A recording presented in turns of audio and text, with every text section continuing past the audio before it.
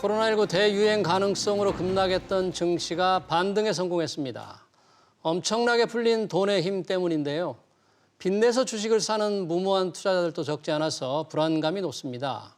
투자의 원칙을 되짚어보면서 포트폴리오를 재점검할 시점으로 판단됩니다. 네, 이 코로나19 2차 대유행의 중차대한 이 기로에서 적절한 투자 방향은 어떤 건지 살펴보도록 하겠습니다. 시청자 여러분의 문자 그리고 유튜브를 통해서도 여전히 참여하실 수가 있고요. 오늘 두 분의 전문가와 함께하겠습니다. 황세훈 상명대 DNA랩 객원연구위원 또 애널리스트 출신의 김민수 펠리즈 투자앤리서치 대표 자리하셨습니다. 어서 오십시오. 안녕하십니까. 김민수 대표님 반갑습니다. 네. 어제 증시 떨어지는 거 보니까 네. 역시 이제 코로나19 대유행의 충격이 크구나. 네. 오늘 또 아마 좀 크게 떨어질 것이다. 저는 이렇게 생각을 했는데 네. 왜 이렇게 시장이 좀 반등을 했습니까? 네, 일단 가장 중요한 게 시장이 지금 딱 하루 중에 10시 타이밍을 보고 있습니다. 그때란 얘기는 질병본부에서 확진자 수를 발표하는 시기죠. 네. 그와 함께 지금 세 자릿수 때까지 들어왔던 환자 수와 함께 점점 더 확진자 수가 늘어나는 게 아니냐. 이에 따른 부담감이 가장 크다고 봐야 될 것 같은데요. 근데 시장이 이렇게 반응하는 이유는 가장 첫 번째는 그거 같습니다. 특히 우리나라가 그래도 K-방역이라고 하는 자존감이 상당히 높았었죠.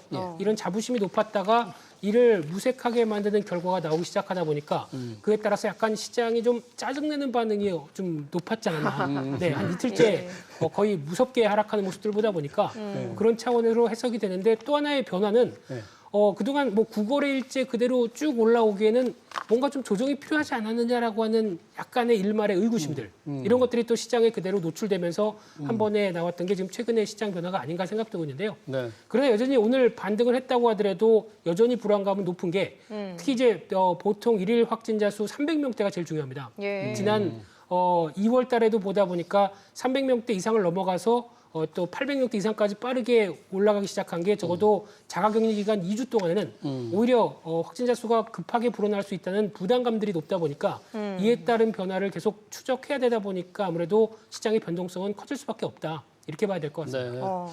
황세훈 연구위원님은 소속이 바뀌셨네요. 상명대 DNA 어떻게 된 겁니까? 안식년 중이기 그렇습니까? 때문에 1년 동안 소속이 이제 바뀌게 됐습니다. 네. 이제 코로나19가 다시 확산하는 가운데 어제와 오늘 좀 증시 흐름이 반대로 움직였는데 어떻게 보셨습니까? 네, 전형적인 변동성 증시 상황이라고 해석해 볼 수 있을 것 같습니다. 앞서 김 대표님께서 지적을 해주셨듯이 그동안 주가 상승 속도가 너무 빨랐고요. 주가 상승의 폭도 굉장히 컸습니다. 멈추지 않고 주가가 계속해서 상승해 왔던 그런 국면이었는데요. 이렇게 주가가 계속해서 상승할 수만은 없는 거거든요. 지금 저점 대비로 보면 코스피 시장은 3월 저점 대비로 봤을 때 65% 정도 지금 상승한 상태이고요. 그다음에 코스닥 시장은 95% 정도 상승한 상태입니다. 저점 대비로 봤을 때도 상승폭이 굉장히 크고요. 사실 우리나라 상승폭이 미국이나 혹은 일본과 비교를 했을 때 훨씬 더 크거든요. 나스닥 지금 그다음에 S&P 500 지수들이 다 사상 최고치를 경신은 하고 있습니다만 저점 대비로 봤을 때는 50% 내외, 60% 정도의 그런 이제 상승세를 보이고 있는데 각각 코스피와 코스닥과 비교를 하게 된다면 우리나라의 상승폭은 상대적으로 굉장히 빠르다. 따라서 조정의 필요성은 지금 계속해서 제기가 되어 왔고요. 조정이 올 것이다라는 예상도 점점 더 많아졌던 추세거든요. 이러한 상황에서 사실은 코로나 재확산세가 어떻게 보면 조정이 올 수 있는 굉장히 강력한 계기를 만들어준 거죠. 네, 그렇기 때문에 지금 지난 화요일 그다음에 이제 그 전 거래일에 계속해서 이제 조정되는 모습들을 보여왔습니다. 어떻게 보면 오늘 이제 상승세로 다시 반전을 하고 있지만 이것은 그러니까 하락폭이 굉장히 컸거든요. 코스피는 3.6% 하락을 했고요. 그러니까 전날과 이틀 동안 이 거래일 동안 코스피는 3.6% 조정을 받았고요. 그다음에 코스닥 같은 경우는 6.3% 조정을 받았습니다. 네. 꽤 큰 조정 폭이었거든요. 사실은 이틀간 받은 조정치고는 이런 경우라면 사실 기술적 반등이 나타나는 것은 전혀 이상한 모습이 아니고요. 그렇기 때문에 오늘 상승세로 돌아선다고 하더라도 여기에 너무 큰 의미를 보유하기는 어렵다. 또다시 재차 조정기로 들어갈 가능성은 오히려 더 높다고 예상을 해볼 수가 있는 거고요. 사실 모든 것 중에 가장 중요한 것은 역시 코로나19가 얼마나 빨리 재확산세를 보일 것이냐. 여기에 사실 키포인트가 달려있다고 봐야겠죠. 지금 300명 근처까지 지금 올라왔고요. 만약에 이게 500명을 넘어서게 된다면 사실은 다시 강력한 사회적 거리두기 체제로 바뀔 수밖에 없는 거고요. 기업의 실적 개선세가 이제 꾸준하게 이어질 수 있을 거라는 기대가 있었는데 이게 예. 이런 기대가 다시 또 상당 부분 지금 연기가 될 수밖에 없는 거거든요. 그렇게 된다면 조정의 기간, 조정의 폭은 영향을 받을 수밖에 없다는 거죠. 지난 3월에 이제 신천지발 대규모 확산이 있었을 때 우리 증시가 급락했었잖아요. 그렇죠. 혹시 또 그런 상황이 올 수도 있을까요? 네, 지금 시장에서 가장 포인트를 맞추면서 예. 주목하고 있는 상황들은 앞서 위원님께서도 얘기하셨지만은 이 3차 거리두기 운동에 대한 불안감입니다. 이 부분이 왜 중요하냐면은 실물 경제에 타격을 주거든요. 예. 네, 특히 그렇게 되면은 3단계 사회적 거리두기로 가지 거리두기로? 않을까 하는 불안감. 그렇죠. 예. 네, 그거 가기 시작하게 되면 일단 필수 이동을 제외하고 모두 다 뭐 재택근무라든가 이런 식으로 어떤 집에 있으라는 어떤 강제 조항이 높은 성격의 운동이다 보니까 그에 따른 부담감은 실물 경제가 그러면 하반기에 그래도 개선될 것이라고 바라봤던 부분들이 그대로 타격을 준다고 봐야 될 것 같고요. 특히 국내 증시가 미국 증시나 아니면 다른 증시보다 가파르게 올라왔던 대표적인 배경 중에 하나가 여기 있습니다. 우리나라 증시의 가장 큰 특성은 경기 민감 섹터에 대한 종목들의 탄력들이 훨씬 좋습니다. 그러다 보니까 이제 어떤 경기가 회복되는 시기라든가 아니면 이제 수출이 잘 되는 시기 이런 때가 나올 때 한국 증시는 다른 증시에 비해서 초구하는 경향들이 상당히 높습니다. 그래서 이번에도 하반기 가면 코로나19가 좀 잠잠해지면서 또 치료제나 백신이 나오기 시작하면서 뭔가 시장의 어떤 기업들 실적도 그렇고 경기도 회복될 것이라는 믿음과 어떻게 보면 기대감이 한층 같이 맞물리면서 유동성과 같이 움직였던 게 지금 시장이 2,400선까지 올라온 결과라고 봐야 될 것 같거든요. 예. 그런데 이 부분이 만약에 어떤 훼손이 된다라고 하게 되면 시장에 대해서는 또 어떻게 보면은 약간 충격이 가할 수 있는 또 하나의 빌미가 되겠죠. 그렇기 때문에 앞으로는 계속 이 확진자 수와 관련된 부분들은 계속 속죄로 남아 있는 그런 상황이라고 봐야 될 것 같습니다. 근데 경기 민감주들의 그 반응도 중요하지만 네. 실제로 언택트주라든지 네. 이 관련 주식이라든지 네. 여러 가지 바이오 주식이라든지 이런 그렇죠. 주식들의 상승세 이게 주도주를 해온 거 아닌가요? 그렇죠. 이제 상반기 흐름들을 보게 되면은 시장의 주도는 그쪽으로 끌고 왔다고 해도 과언이 아닐 정도로 강했던 모습들인데 그런데 좀 자세히 보시게 되면은 한 이제 1900선, 2000선부터 어떤 시장에서 주도를 하는 변화가 조금씩 바뀐 게 물론 그 종목들도 올라오긴 했지만은 그동안 이제 많이 빠졌던 경기 민감 섹터들이 이제 저점에서 회복하기 시작하면서 올라왔던 시장의 탄력들이 더 셉니다. 그러다 보니까 이에 따른 뭐 삼성전자를 비롯한 나머지 여러 가지 현대차도 마찬가지겠고요. 이렇던 경기 민감 섹터에 대한 시장의 반응들이 오히려 더 어떤 기대감을 안고 움직였다는 측면 쪽에서 이 부분을 좀 더 주목을 해야 될 필요가 있다고 봐야 될 것 같습니다. 네. 지금 황 의원님, 이 투자 주체별로 본다면 어제 같은 경우 보니까 개인들이 거의 굉장히 많이 팔았잖아요. 네네. 5천억 원 정도. 네, 오늘 일단 또 이제 많이 사고. 코스피 시장과 코스닥 시장에서 예. 좀 차별화되는 모습을 보이고 예. 있습니다. 어제 같은 경우에는 이제 코스피 시장에서는 개인 투자자들이 대규모 매도세를 예. 보였죠. 예. 그리고 그런 개인 투자자들의 매도세를 기관과 외국인들이 받아주는 그런 모습을 가지고 갔었거든요. 반대로 코스닥에서는 개인 투자자들이 대규모 매입을 했습니다. 그러니까 순매수세였습니다. 그럼에도 불구하고 이제 코스닥 시장에서 훨씬 더 큰 주가 하락폭이 나타났죠. 과거의 상황들과 비교를 해보면 여전히 적어도 최소한 코스피 시장에서는 개인 투자자들이 가격 흐름에 대한 주도권을 가지고 여전히 보유하고 있다라고 해석해 볼 수가 있습니다. 일반적으로 코로나19가 발생하기 이전의 기간들을 살펴보면 사실 가격 흐름에 있어서 가장 중요한 주체는 외국인 투자자였거든요. 그래서 외국인들이 팔면 주가가 따라가면 떨어지고 되는데. 네. 외국인들이 사면 주가가 상승하는 모습을 보여왔는데 3월 이후로는 여기에서 굉장히 큰 반전이 일어나고요. 개인 투자자들이 사면 주가가 올라가고 반대로 개인 투자자들이 팔면 주가가 떨어지는 최근 들어서 물론 이제 외국인들의 영향력이 조금씩 커지고 있는 것은 분명합니다. 그렇지만 아직도 개인 투자자들이 주가에 대한 그런 결정력을 완전히 잃지는 않았다. 오히려 굉장히 예상했던 것보다는 강하게 개인 투자자들이 주가 향방에 대해 영향력을 행사하고 있다라고 봐야 되는 것 같고요. 네. 이러한 모습들은 결국은 오늘 시장에 있어서도 유사한 방식으로 지금 나타날 것 같습니다. 개인 투자자들의 오늘 매수세 계속해서 이어지는 것 같고요.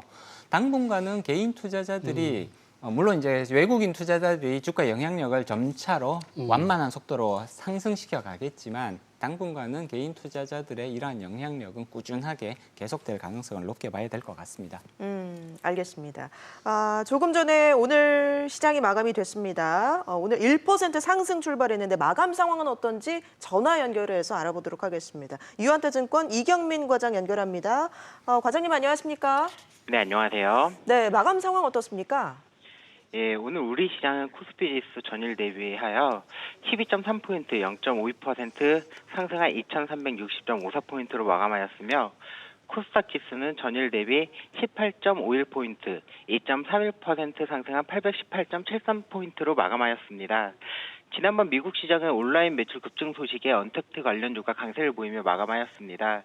추가 부양책에 대한 불확실성이 지속되는 가운데 거래량이 좀 급감한 모습이었으며 아마존이나 존비디오, 테슬라 등 일부 종목의 변화를 그대로 등락해 보이는 그런 모습이었습니다. 특히 미국의 그 상무부가 2분기 소배 판매가 3.9% 감소하였으나 온라인 매출은 전분기 대비해서 31.8% 급증했다라고 하는 소식에 그 비대면 관련주들의 상승이 컸고요. 이미 어느 정도 알려진 사실이지만 실제 수치가 발표되면서 그 비대면 관련주들의 상승이 조금 더 돋보이는 그런 모습이었습니다. S&P는 사상 최고치를 경신하며 강세장에 대한 그 기대감을 갖게 하는 모습이었습니다. 우리 시장도 어제 장 후반 일부 종교단체로 인한 코로나 재확산 우려로 좀 급락했던 모습이었으나 추세 전환보다는 일부 종목에 발생된 그 쏠림 현상에 대한 그 차익 실현이 나온 듯한 모습으로 오늘 시장은 22포인트 정도 0.96% 상승하여 등락을 거듭하다 상승으로 마감하였습니다. 시가총액 상위에서는 보험업법 개편에 따라서 그 삼성화재하고 삼성생명이 좀 강세를 보여줬고 현대차의 7월 미국 수출이 25% 증가됐다는 소식에 강세를 보였습니다. 반면 향후 실적에 대한 우려로 SK하이닉스가 낙폭을 좀 키워갔습니다. 코스닥 시장은 외국인의 그 매수세가 조금 꾸준하게 유입되면서 코스피 대비해서 강세를 보여줬습니다. 네, 오늘 개인들이 좀 매수를 한 것 같은데 특징적인 업종이나 종목은 뭐가 있었습니까? 예, 우선 코로나19 재확산 우려가 좀 지속되면 어제와 마찬가지로 코로나19 관련된 그 종목들, 필로시스 헬스케어나 우리들 제약, 바이오니아, 엑세스바이오 등이 강세를 보여줬고요. 이 안에서도 좀 시젠 같은 부분은 그 좀 차별화로 좀 약세를 보였습니다. LG화학이나 삼성 SDI 등 그 2차 전지 셀업체들은 보합권의 움직임을 보이는 가운데 2차 전지에 대한 증권사 레포트가 나오면서 기술력이 높은 국내 전지업체들 NS나 DA테크놀로지, CIS, 나노신소재 등이 강세를 보였습니다.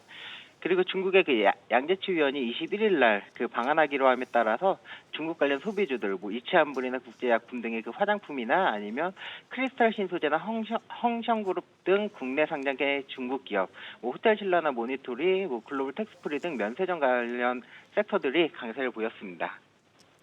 네, 말씀 여기까지 듣도록 하겠습니다. 유한타증권 이경민 과장 연결해서 마감 시황 살펴봤습니다. 네, 김 대표님. 그러면 우리 이제 외국인들이 지금 영향력이 조금씩은 늘어나고 있다고 하는데 네.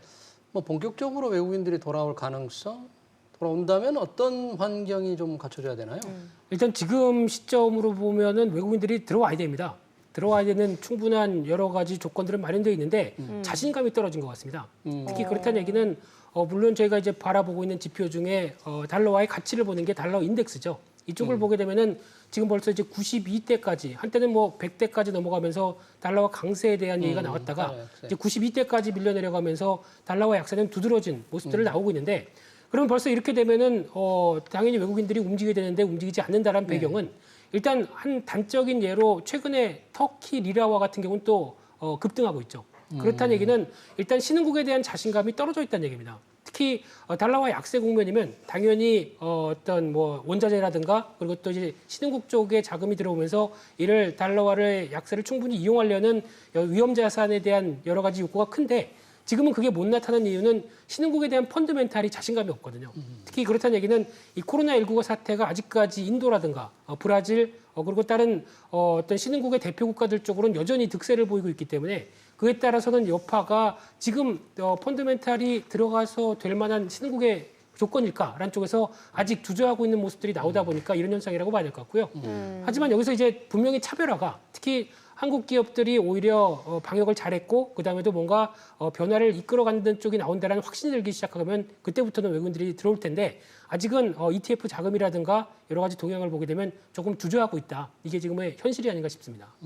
외국인들은 이렇게 개도국 좀 투자를 전체로 이렇게 보는 경향이 있습니까? 국가별로 좀 차별화가 필요하지 않나요? 저는 관점이 조금 다른데요. 네. 외국인들이 들어오지 못하는 가장 중요한 이유는 내부적인 상황이라고 저는 개인적으로는 해석하고 있습니다. 코로나 지금 2차 확산세에 대한 우려는 커져가고 있거든요. 예, 예. 우리나라만의 현상은 아니라고 봐야 되는 거고요.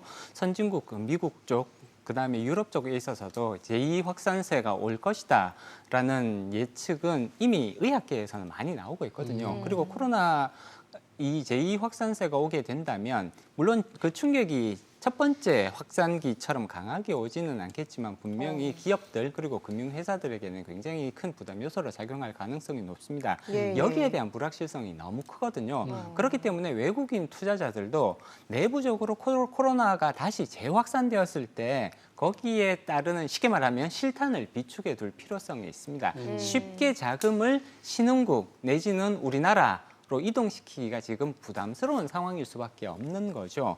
어떻게 될지 모르는 그런 불확실성이 높은 상황에서는 사실 위험 자산의 투자를 적극적으로 늘리기보다는 오히려 현금성 자산, 안전 자산에 대한 일단은 비중 확대 노력이 상대적으로 더 커질 수밖에 없는 것이고요. 예. 우리나라가 비록 K방역의 K방역이라고 해서 가장 모범적인 국가 중에 하나, 그다음에 경제 성장률 측면에서도 가장 경제 성장률이 양호한 국가로 인식되고 있습니다. 이렇게 되면 사실은 자금은 벌써 들어오고 있어야 되거든요. 그렇지만 못 들어오고 있는 이유 중에 가장 큰 이유는 역시 재확산세가 나타났을 때 예. 내부적으로 어떻게 될지 모른다라는 그런 불안감, 우려가 여전히 상당히 높은 상황이기 때문에 한국에 대한 비중을 적극적으로 늘리기에는 부담이 될 수밖에 없다는 거죠. 따라서 이러한 부분이 가장 크게 작용하고 있다고 해석하고 있습니다. 예. 네.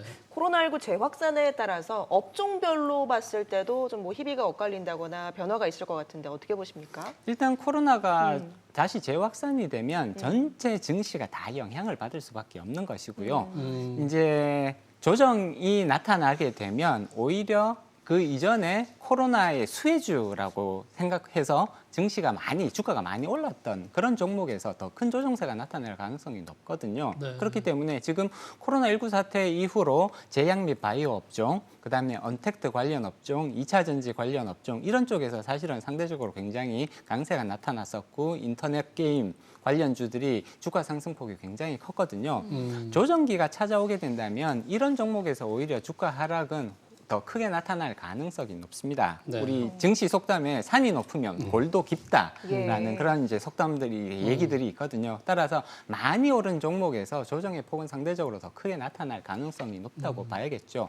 다만 그렇다고 하더라도 이러한 조정기가 끝나게 되면 다시 또 그 시중 유동성이 몰려들 가능성은 충분하다고 봐야 되는 거고요. 그럴 때 주가 회복이 또 어디서 더 강하게 상대적으로 나타날 것이냐 마찬가지라는 거죠.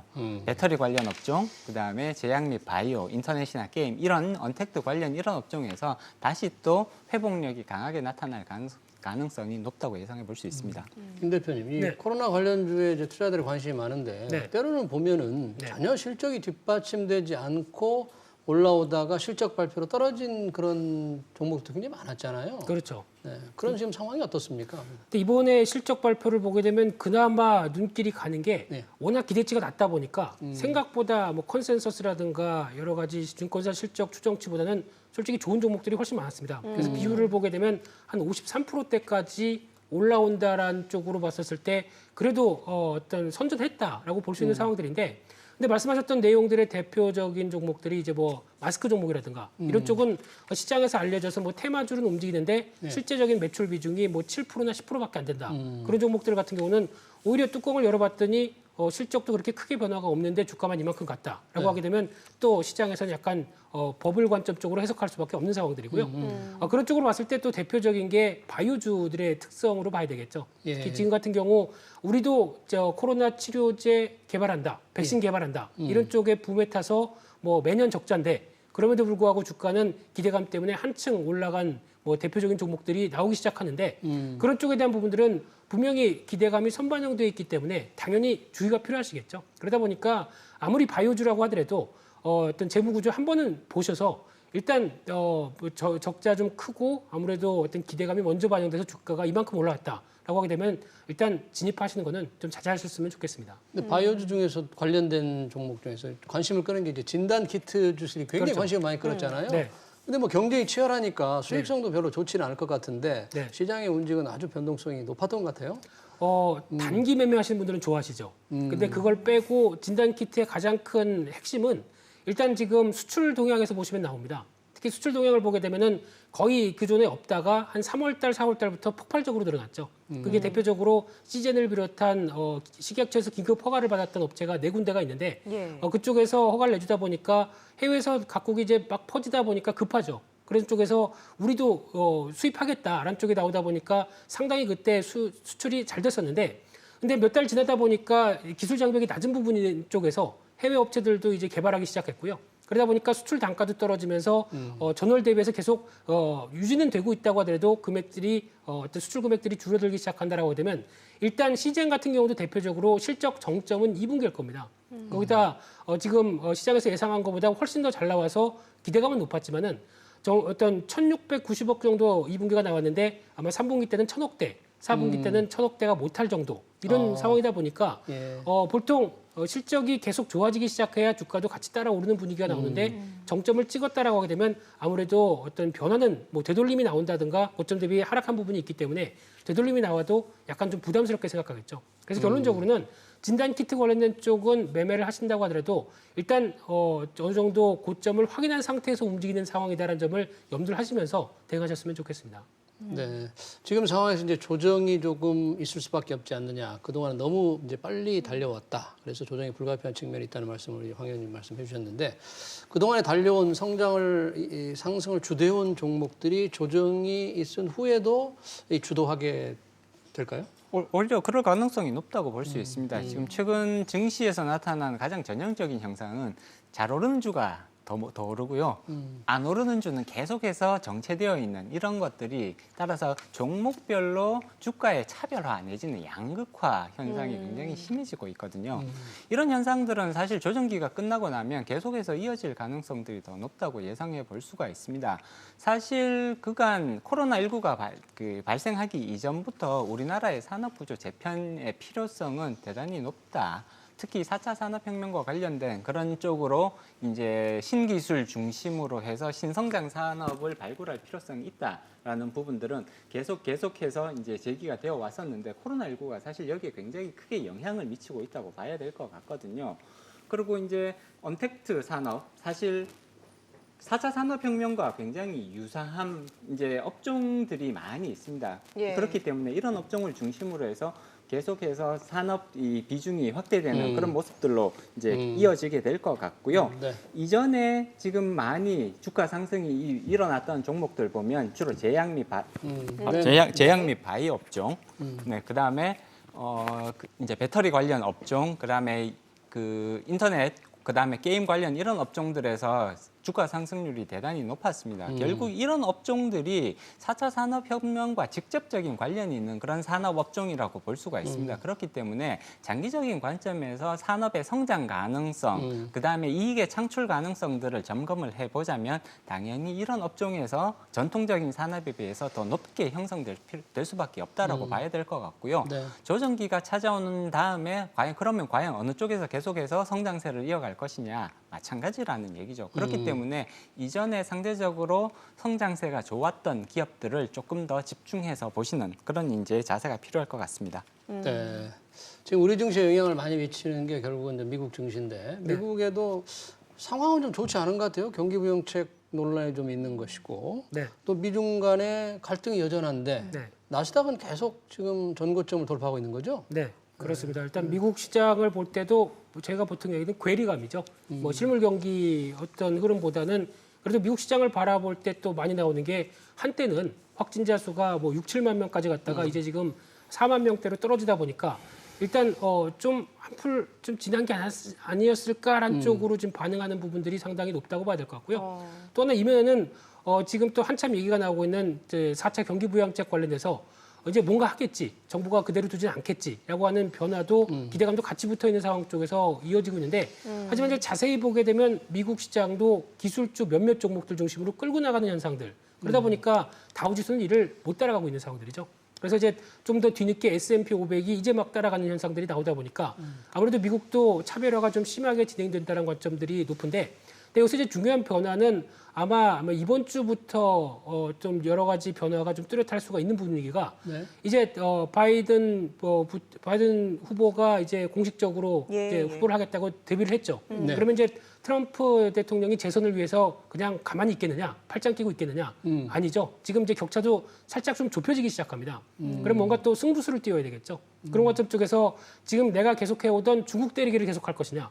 아니면 경제 재건을 위해서 뭔가 청사진을 더 크게 보여줄 것이냐 하고 있는 여러 가지 어떤 카드 중에 무언가를 꺼내느냐에 따라서 시장의 변화가 또 바뀌어질 수 있기 때문에 아마 이번 주 주말 이후부터는 또 트럼프의 트위터를 자세히 봐야 될 그런 상황이 아닐까 생각되고 있습니다. 시장의 변동성이 좀 더 커질 우려가 있겠는데요. 그러다 보면. 그럴 가능성을 대비하고 전략 짜시는 게 좋아 보입니다. 네. 그러면 조정 이후에 만약에 좀 새로운 상승이 온다면 김 대표님도 그동안 이끌어온 성장주들이 주도할 거로 보십니까? 아닙니다. 일단 네.